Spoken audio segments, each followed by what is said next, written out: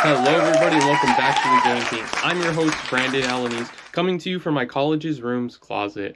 Thrilling setup we have here.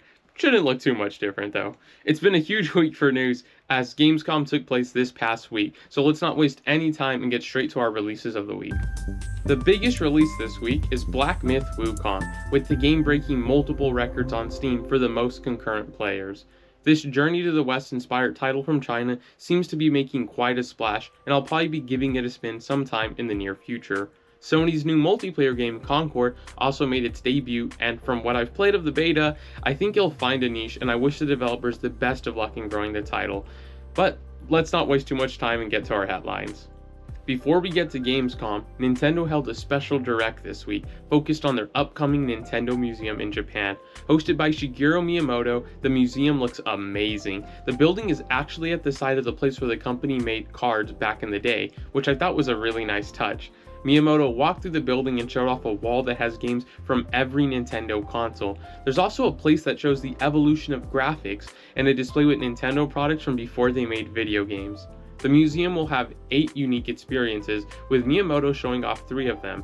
The Ultra Machine pitching machine, where you can hit baseballs in different rooms, the light gun shooting exhibit, which allows you to choose between the NES Zapper and Super Nintendo Super Scope, and my favorite exhibit, the giant controller room. The room will allow you to play classic Nintendo titles with giant controllers.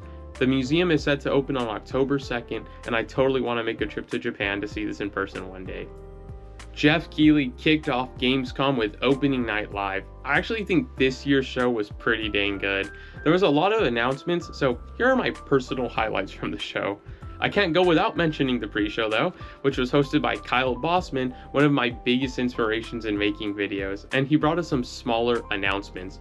We got our first look at Terry Bogard in Street Fighter 6, who looks fantastic. He will be the second Year 2 character. A new Dark Pictures game set in space called Directive 8020 was also shown off. Sniper Elite also made an appearance and announced its return with Sniper Elite Resistance, a new game that runs parallel with Sniper Elite 5 and is set for a 2025 release. Keighley kicked off the main show with Borderlands 4. Gearbox's iconic franchise is back after what can only be described as one of the movie releases of all time. The trailer seems to be teasing something major happening with Pandora's Moon and hinting at the return of an old villain. My brother and I love the Borderlands games, and while the common internet opinion may not agree with that, I have vastly enjoyed each one. I'll definitely be there day one when Borderlands 4 launches in 2025. My next big highlight was Tarsier Studios' Reanimal. The team behind Little Nightmares 1 and 2 seem to be making something, we'll say interesting. The game will see a brother and sister travel on a dark and creepy journey to save their friends. It's amazing to see how far Tarsier's visuals have come. Plus, Reanimal will have a local and online co-op option if you want to tackle that journey with a friend. Very excited to play this one.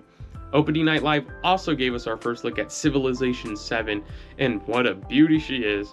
Firaxis confirmed more gameplay will be shared soon, but they did announce the game's release date of February 11th, 2025 for PC, Xbox, PlayStation, and Nintendo Switch.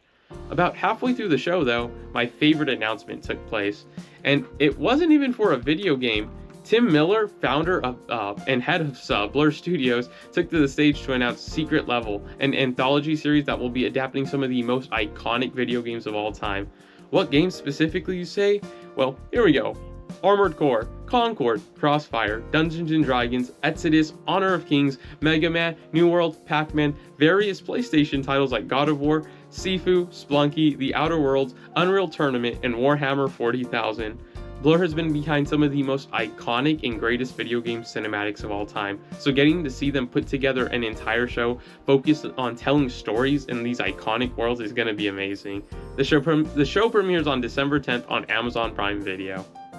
Opening Night Live also brought us our first look at Batman Arkham Shadows gameplay. The MetaQuest exclusive looks to be translating the Arkham game's iconic mechanics faithfully, with counters, grappling, and inverted takedowns from a gargoyle all being shown off.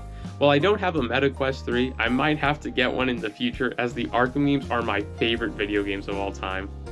One of the most intriguing presentations, though, was from Peter Molyneux's Masters of Albion. Now Molyneux is known for his exaggerations and, well, lies, but Even I can be the first to admit that his games usually turn out to be something special.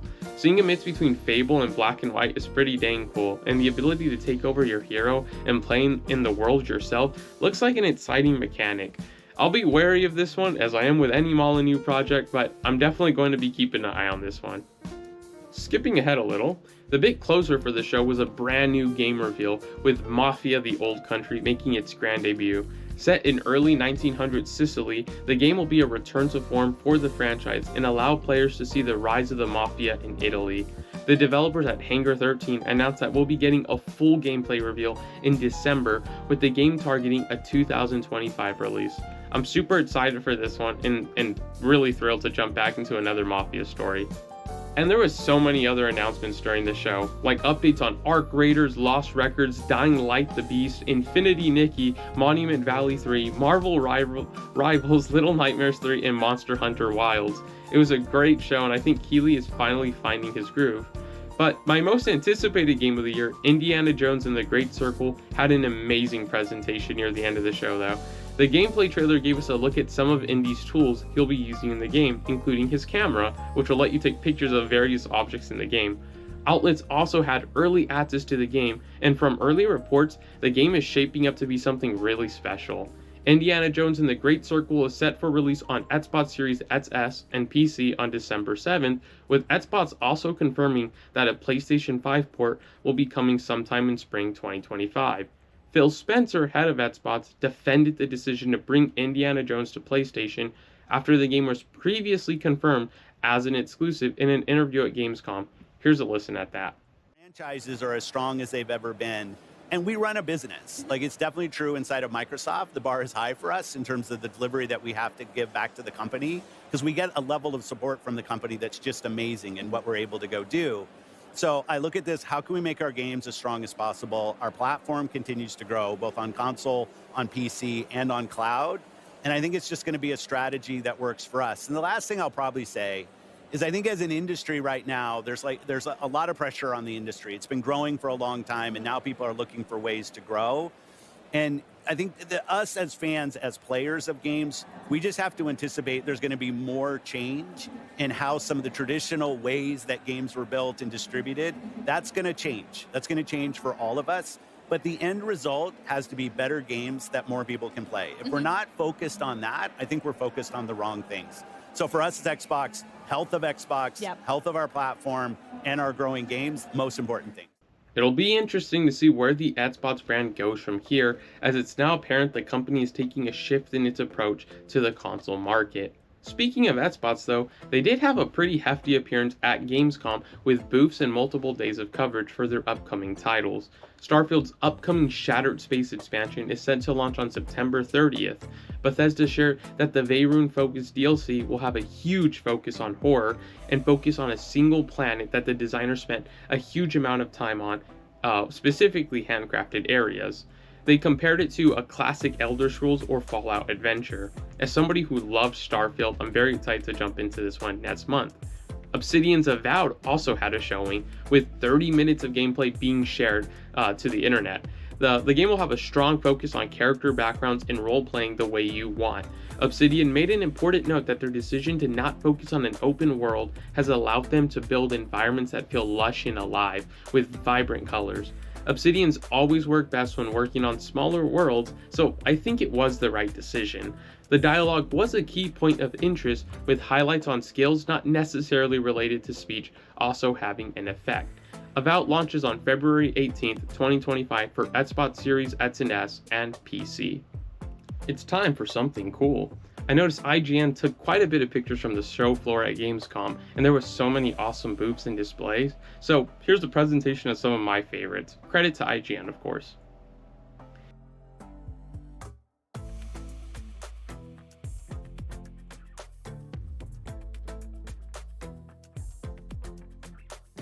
And with that, this has been another week of the Game Ping. I did just get started back with school again, so while I would love to stick to a weekly schedule, there is a chance we're going to have to move to a bi-weekly schedule, but nothing set in stone just yet. As we move into September, I do expect we'll be hearing from PlayStation in the coming weeks, but until then, make sure to hit that like button, subscribe, and click the bell icon to be notified when new videos drop. I've been your host, Brandon Alanis. See you all soon.